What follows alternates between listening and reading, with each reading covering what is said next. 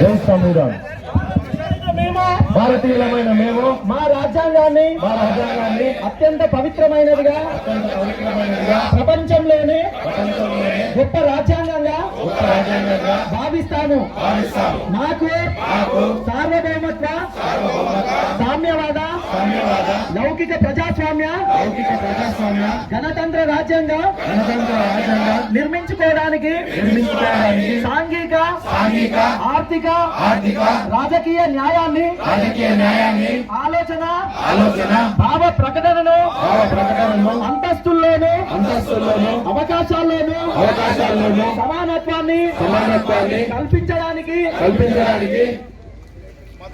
మా కుల, మత, ప్రాంత, వర్ణ, లింగ, ధనిక, పేద లాంటి ఏ రకమైన భేదాలు లేకుండా అందరికీ సమాన హక్కులు, బాధ్యతలు రాజ్యాంగం కల్పించింది.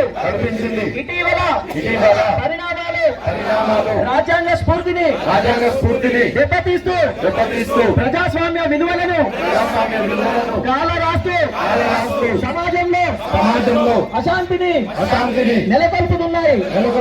విభేదాలను సృష్టిస్తూ రాజకీయ మనుగడ కోసం విద్వేషాలను రెచ్చగొడుతున్నాయి.